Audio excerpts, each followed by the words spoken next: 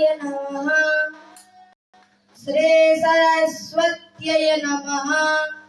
श्री मातापितृचरणकमलेभ्यो नमः। श्री गुरुचरणकमलेभ्यो नमः। श्री वेदपुरुषाय नमः।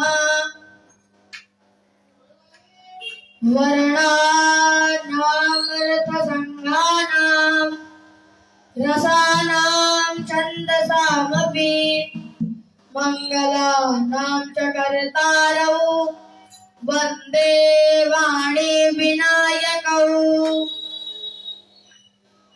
ध्येयं सदा परिभवग्नमभीष्टदोहम् तीर्थास्पदं शिवविरञ्चनुतं शरण्यं विद्यार्थिहं प्रणतबालभवाब्धिभूतं वन्दे महापुरुषते चरणारविन्दम्। नीलाम्बुजश्यामलकोमलाङ्गम् सीतासमारोपितवामभागम् पाणौ महासायकचारुचापम् नमामि रामं रघुवंशनाथम्। नारायणं नमस्कृत्य नरं चैव नरोत्तमं देवीं सरस्वतीं व्यासं ततो जयमुदीरये। सीतानाथसमारम्भा रामानन्दाचार्य मध्यमा अस्मदाचार्यपर्यन्ता वन्दे गुरुपरम्परा। जय जय श्री राधारमण, जय जय नवल किशोर, जय गोपीचतचोर प्रभो, जय जय माखन चोर। राधा मेरी स्वामिनी, मैं राधे तेरा दास, जन्म जन्म मोह दीजियो श्री वृंदावन को वास। अखंड ब्रह्मांडाधिनायक सचराचर नियंता त्रैतापनाशक अकारण करुणा वरुणालय चैतन्य शाश्वत आनंद स्वरूप जो सबके पंच भौतिक शरीर में आत्मा बनकर निवास करने वाले योगी योगेश्वर भगवान श्री कृष्ण चंद्र जी को पावन चरण कमलों में दासानुदास का सत सत बंदन अभिनंदन।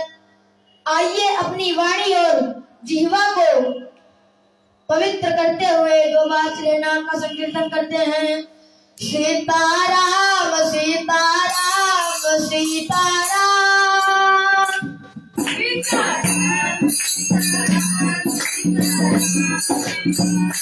राधे श्याम राधे श्याम राधे श्याम।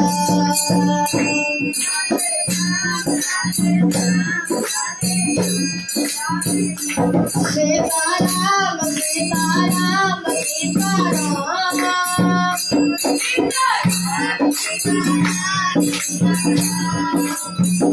राधे श्याम राधे श्याम राधे श्याम।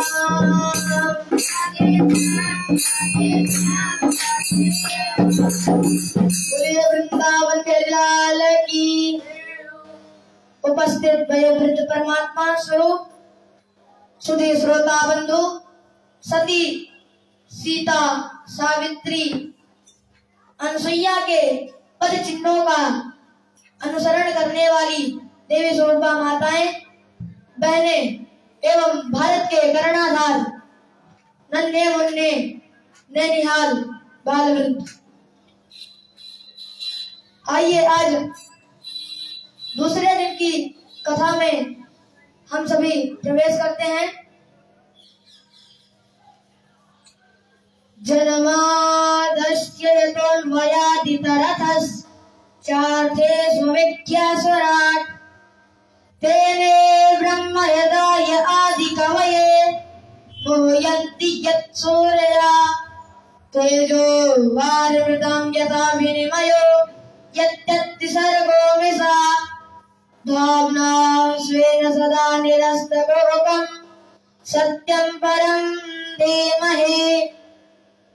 कार्यों में परमेश्वर के संत रूप से अनुगत होने से और आकाश कुसुम आदि से पृथक होने के कारण जिस ईश्वर से इस विश्व का सर्ग पालन संहार होता है तथा जो अपनी बनाई गई सृष्टि वस्तुओं के संदर्भ में स्वप्रकाश है, जिसने संकल्प मात्र से ब्रह्मा जी को वेद का ज्ञान प्रदान कर दिया है, जिसके संदर्भ में बड़े बड़े विद्वान भी मोहित हो जाते हैं।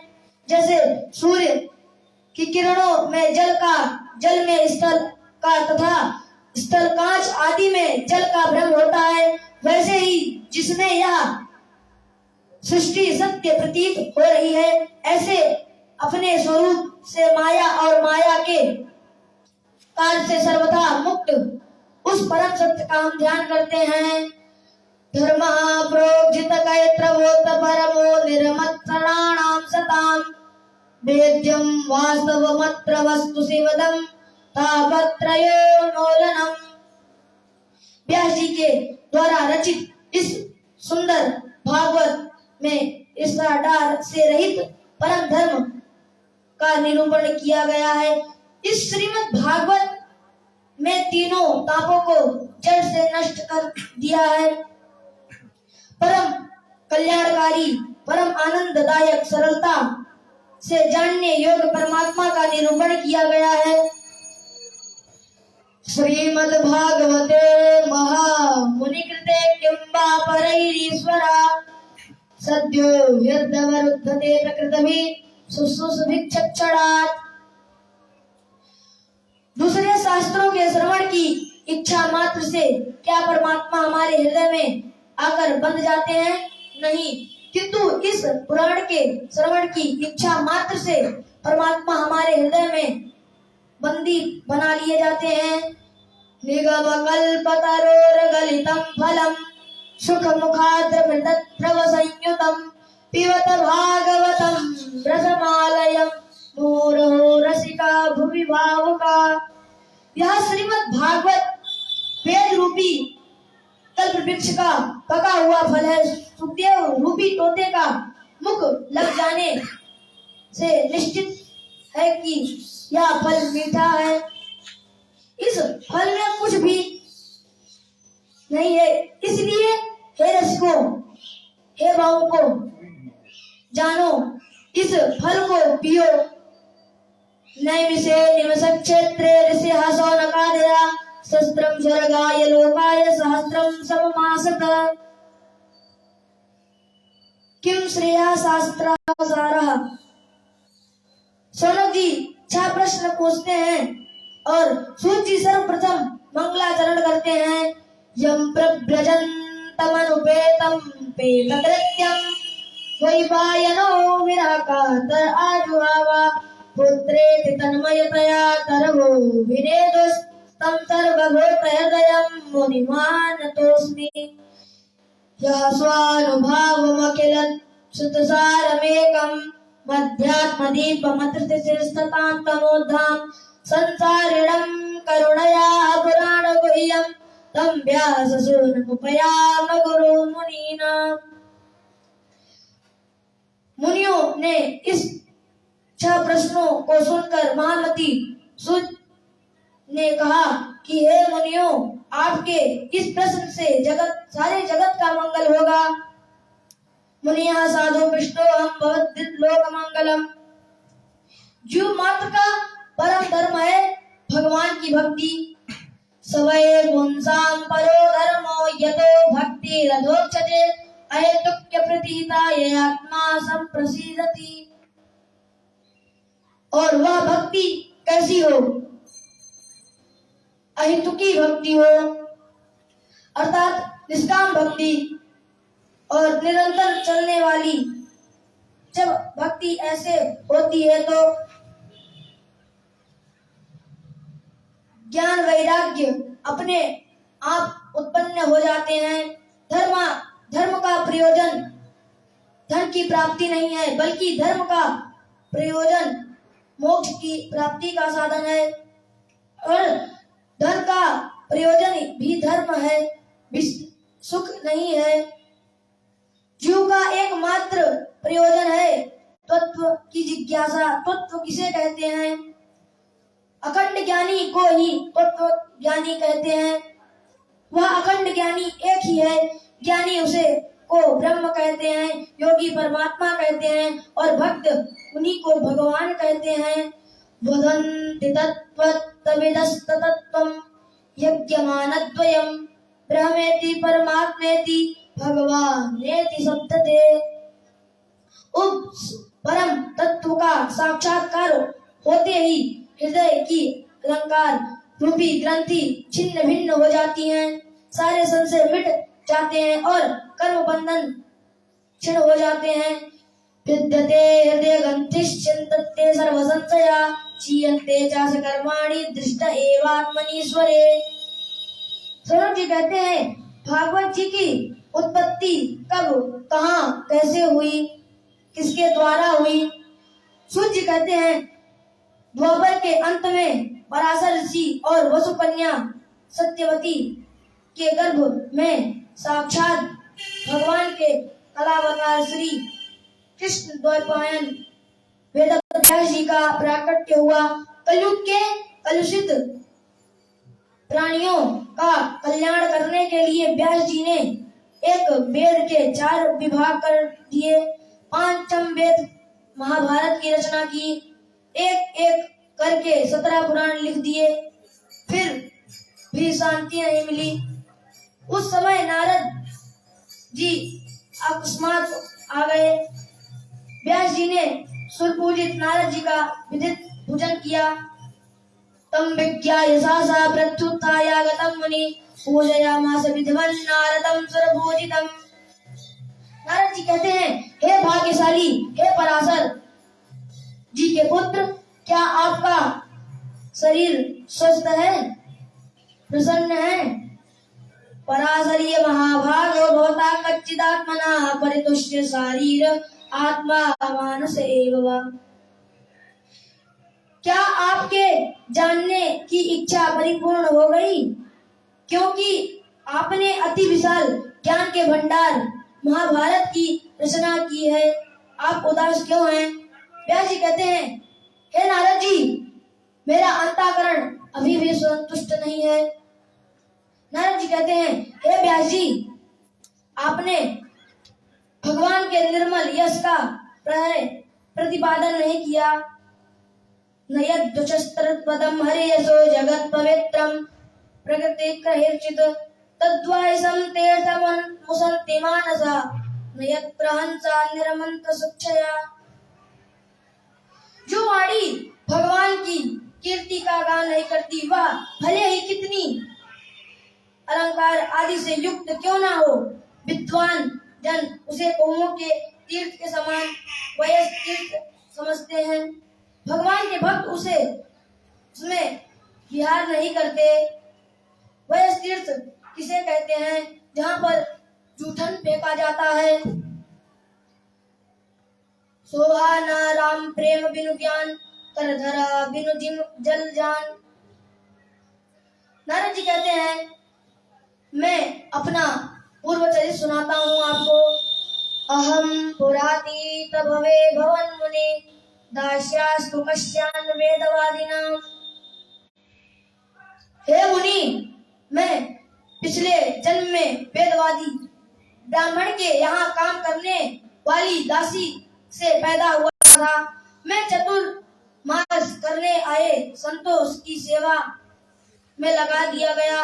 ऋषियों के कहने पर अग्रासन में निकले गए या मटलोई में लगे हुए अन्न को मैं दिन में एक बार खाता था, जिससे मैं पाप रहित हो गया। कीर्तन में मेरी रुचि हो गई। चातुर्मास व्यतीत करके जाते समय उन संतों ने मुझे कृपा पूर्वक दिव्य ज्ञान का उपदेश किया। एक समय गोदोहन के लिए रात्रि में मैं घर से निकली हुई मेरी माँ को सर्प ने डस लिया। इसे भी ईश्वर की इच्छा मानकर मैं उत्तर दिशा की और जिधर वे संत गए थे मैं उधर चल पड़ा। एक सरोवर में स्नान करके जैसे ही मैं पीपल के वृक्ष के नीचे बैठा, अचानक श्री हरि की दिव्य झांकी वह मेरे हृदय में प्रकट हो गई। इससे पूर्व कि मैं तृप्त हो पाता, वह झांकी मेरे हृदय से अंतर्ध्यान हो गई। नारद जी कहते हैं कि हे व्यास जी, जब आकाशवाणी में शांत हो गई जाने पर मैं तपस्या करता रहा। कुछ समय बाद महाप्रलय हुआ और मैं दासी पुत्र से ब्रह्मपुत्र बनकर प्रकट हुआ। भगवान ने अपनी वीणा मुझे प्रदान की। देवदत्तां इमां वीणां स्वर ब्रह्म विभूषितां मूर्छिता हरि कथा गायमानश्चराम्यहम्।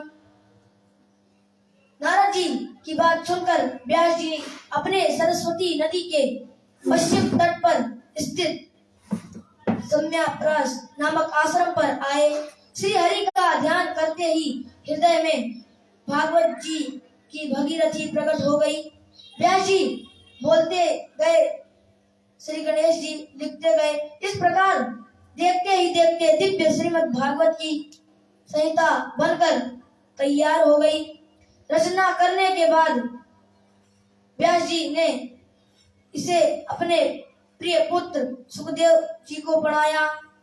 सौनक जी कहते हैं, सुखदेव जी तो गोदोहन वेला से ज्यादा कहीं ठहरते ही नहीं हैं। फिर किस कारण से उन्होंने भागवत जी का अभ्यास किया? सूत जी कहते हैं, आत्मा रामश्च मुनियो निर्गंथा अपरुक्रमे कुर्वन्त हेतु किं भक्ति मिथ्यभूतो गणो हरि। सौनक जी कहते हैं, सुखदेव जी ने महाराज परीक्षित जी को ही कथा क्यों सुनाई? सूत जी कहते हैं, हे सौनकादिक ऋषियों, अब मैं आपसे परीक्षित के जन्म, कर्म और मोक्ष की तथा पांडवों के स्वर्गारोहण का वर्णन करूंगा।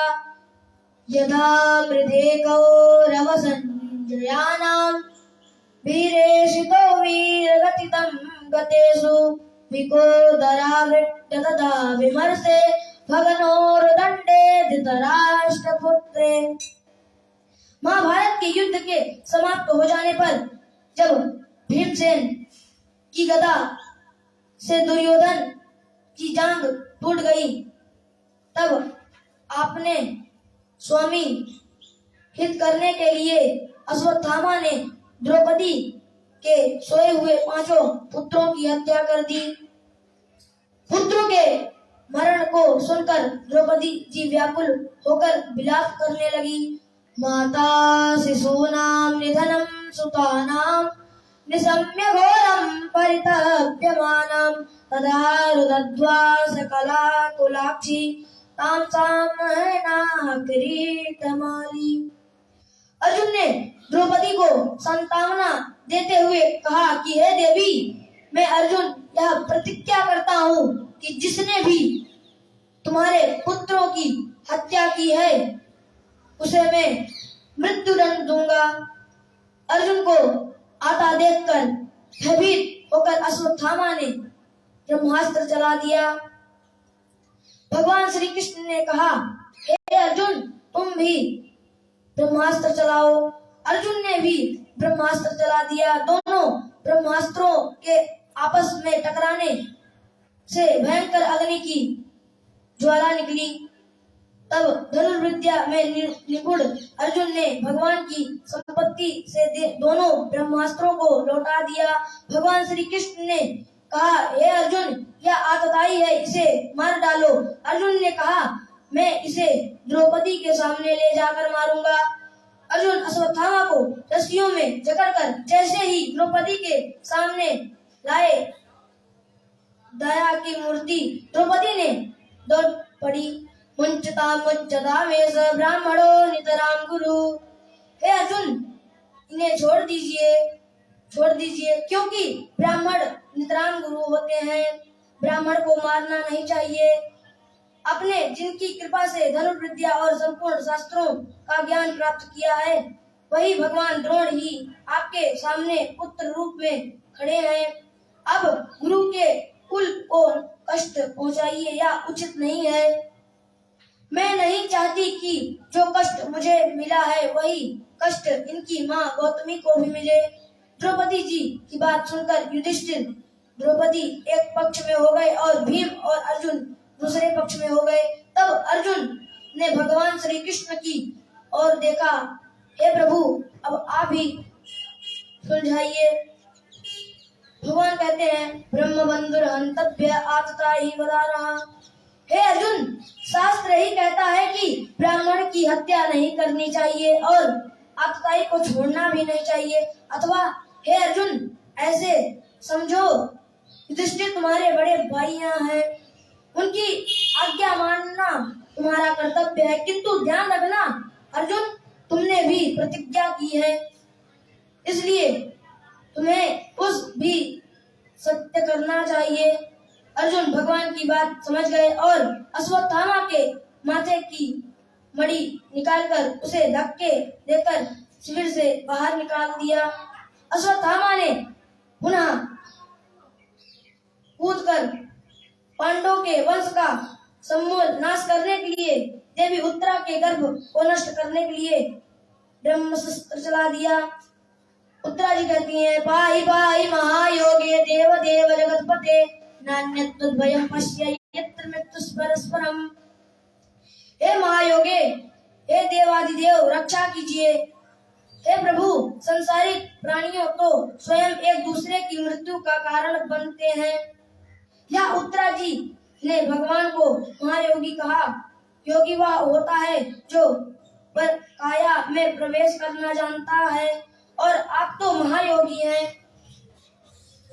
उत्तरा जी कहती हैं, हे प्रभु, किंतु यह तेज भले ही मुझे जला दे, किंतु मेरे गर्भ को न नष्ट कर पाए। भगवान ने अंगुष्ठ मात्र का रूप बनाया और देवी उत्तरा के गर्भ में प्रविष्ट होकर भगवान ने जोर की गदा घुमाई और ब्रह्मास्त्र को तेज को शांत करके परीक्षित की रक्षा करी। उत्तरा जी के गर्भ में रक्षा करने के पश्चात जब भगवान द्वारिका जाने लगे, तब कुंती मैया ने भगवान की बड़ी सुंदर स्तुति की। नमस्ते पुरुषं ईश्वरं प्रकृते परम अलक्ष्यं सर्वभूतानां अंतर्बहिर्वस्थितम्। समस्त प्राणियों के भीतर और बाहर विद्यमान प्रकृति से परे आदि पुरुष परमात्मा को मैं प्रणाम कर रही हूँ। किंतु आश्चर्य है प्रभु कि आप समस्त प्राणियों के भीतर भी हैं और बाहर भी हैं, फिर दिखाई नहीं पड़ रहे हैं। क्यों? क्योंकि माया का पर्दा पड़ा हुआ है। जैसे नटवेशधारी अभिनेता को सामान्य जान नहीं पहचान पाते, वैसे ही सामान्य मनुष्य आपको नहीं जान सकता। हे प्रभु, मैं जब आपको याद करती हूँ तो आपके हम पर अनंत उपकार नजर आते हैं। विश्रान महाग्ने पुरुषा दर्शना दशा सभाया वनवास कृच्छता मृदे मृदे रे कमहारथास्ततो द्रोणश्चेतात्मा हरेर विरक्षिता। भीम को दिए गए विष से, लक्षाग्नि की आग से, हिडम्बी आदि राक्षसों के आक्रमण से, दुष्ट दुर्योधन आदि की सभा से, वनवास के दुख से, बार बार के युद्धों में अनेक महारथियों के अस्त्रों से, हे हरि, आपके द्वारा हम लोग रक्षा किए गए हैं। विपदा सन्तु न सत्तत्र तत्र तत्र जगद्गुरु भवतो दर्शनम यस्य पुनर्भव दर्शनम। हे जगद्गुरु, आप हमें विपत्तियां दे दीजिए, क्योंकि विपत्तियां में आप हमारे साथ थे, और आज जब जीवन में सुख आया तो आप हमें छोड़कर जा रहे हैं।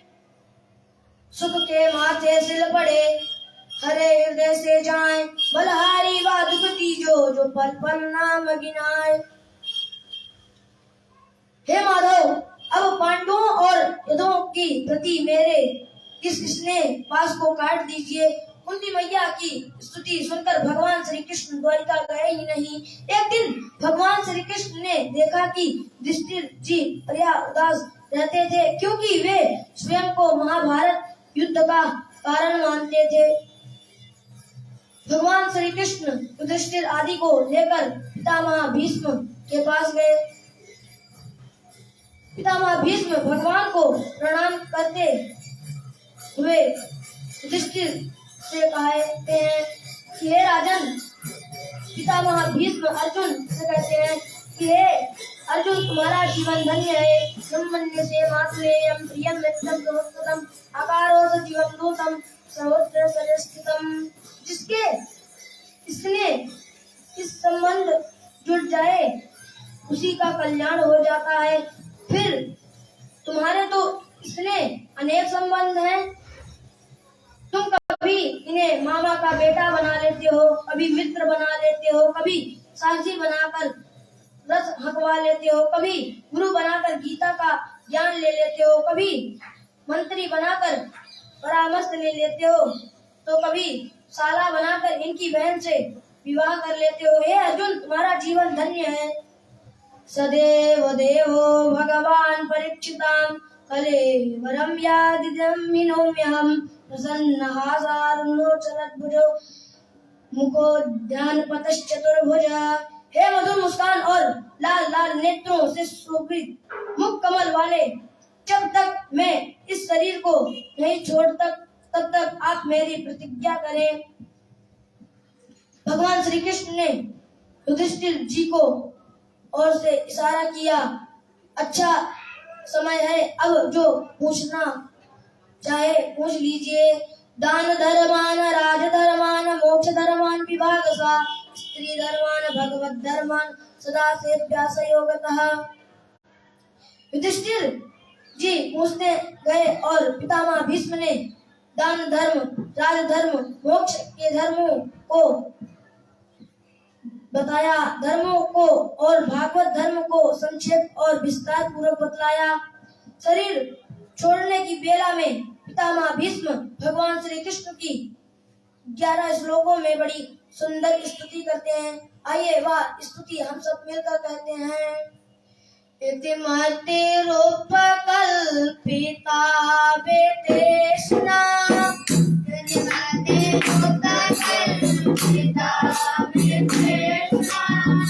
भगवती प्रकृति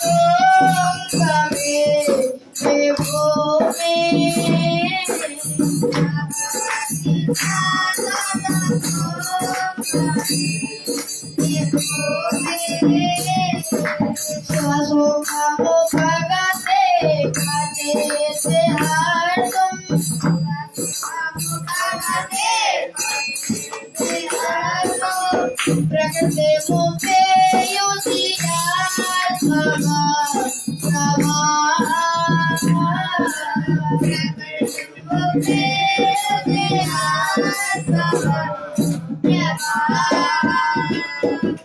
त्रिभुवन कमयं कमालवरणं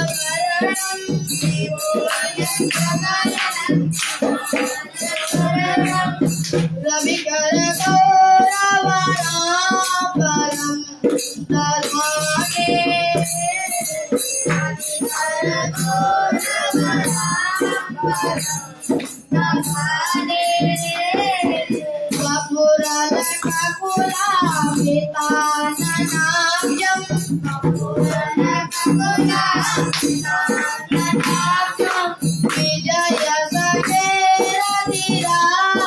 विजय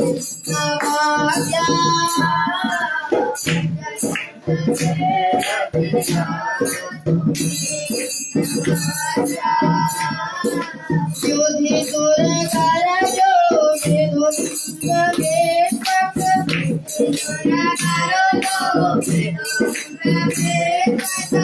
कजलोलिता समभार्यलं कृपाचे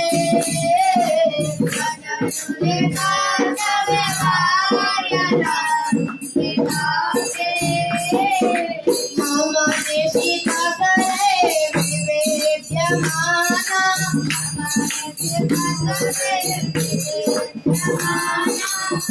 वेला साध सावते कृष्ण आत्मा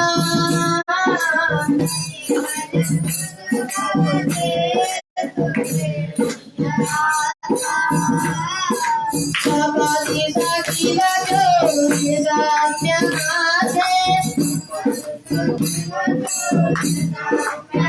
आधे तेजा करायोर वालायोर राघव देवेशा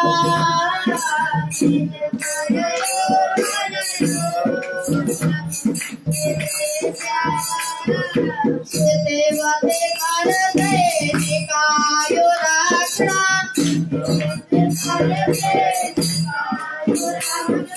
देवते बाते सके रागे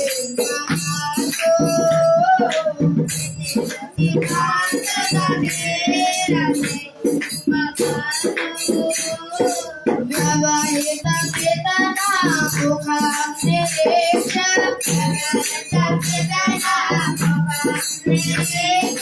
वदन वरात मुखास्य भूषभूषा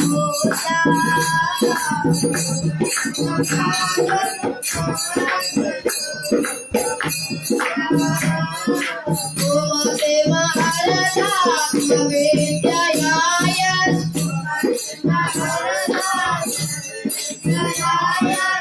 चरण रते परमाश्रकाव्यमेतो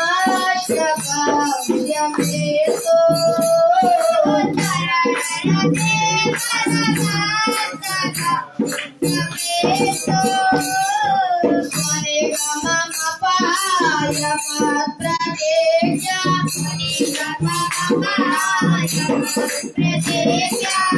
हृदय कल्पसुतो राधा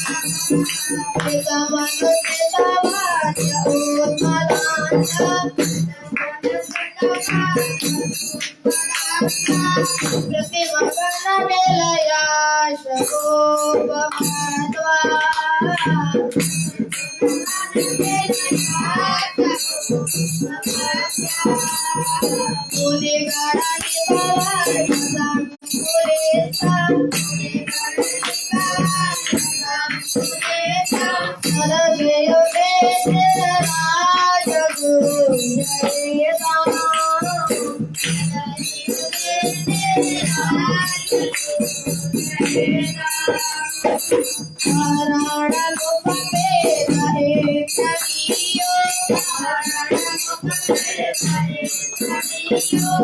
मम शिवोचर हे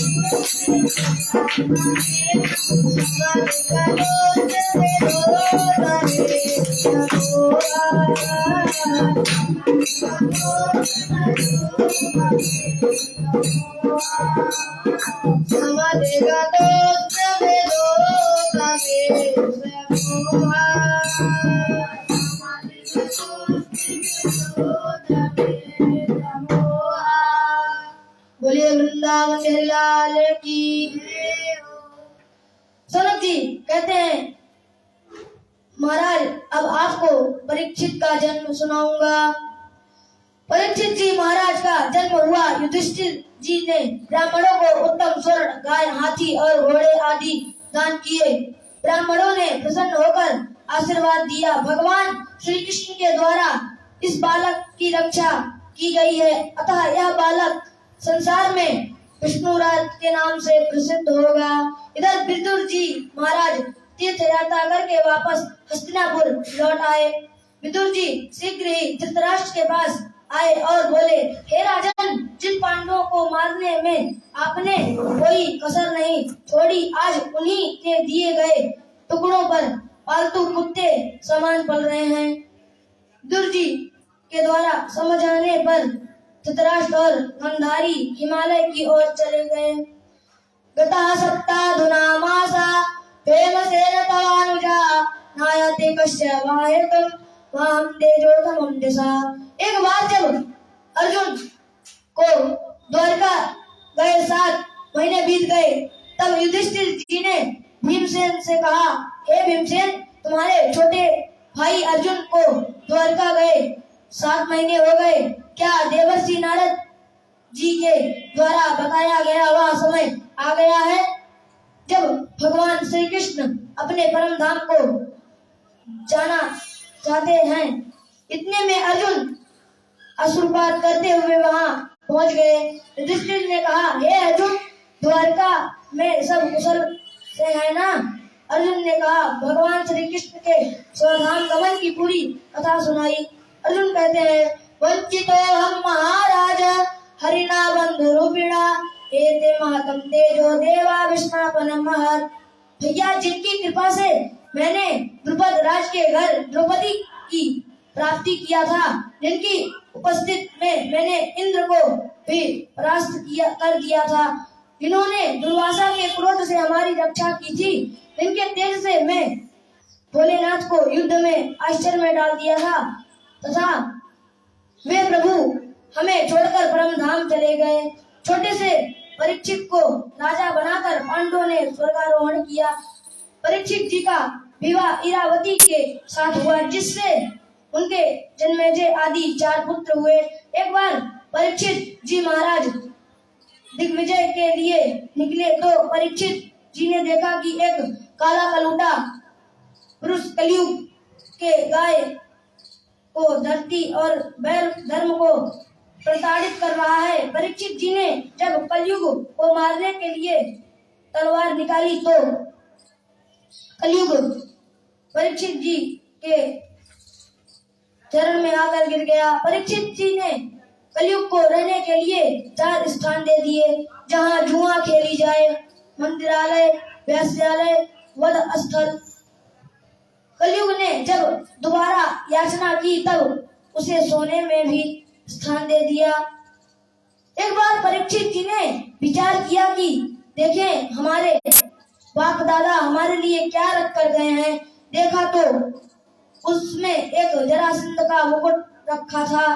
परीक्षित जी उसी मुकुट को धारण करके शिकार खेलने चले गए। शिकार करते समय प्यास से अत्यंत व्याकुल होकर राजा परीक्षित ने सम्यक मुनि के गले में मरा हुआ सर्प डाल दिया। सम्यक मुनि के पुत्र श्रृंगी ने को क्रोध आया, राजा परीक्षित को श्राप दे दिया। श्रृंगी ऋषि कहते हैं इतर लंगिर मर्यादम तक्षका सप्तमे हरि दक्षतम स्म कुलंगारा चोदितो में ततद्रुहम। मर्यादा का लंघन करने वाले कुल के कुलंगार राजा, मैं तुम्हें श्राप देता हूँ कि आज के 7वें दिन तक्षक नाग के डसने से तुम्हारी मृत्यु हो जाएगी। इधर परीक्षित जी भी अपने कृत्य पर पश्चाताप कर रहे थे कि मैंने जीवन भर संतों ब्राह्मणों की सेवा की, आज मुझसे कैसा अपमान हो गया। जब सम्यक मुनि के शिष्य गौरमुख ने परीक्षित जी को श्राप की बात बताई तो तत्काल राजा परीक्षित ने अपना राज साथ पुत्र को देकर अनशन व्रत लेकर गंगा तट पर आ गए। और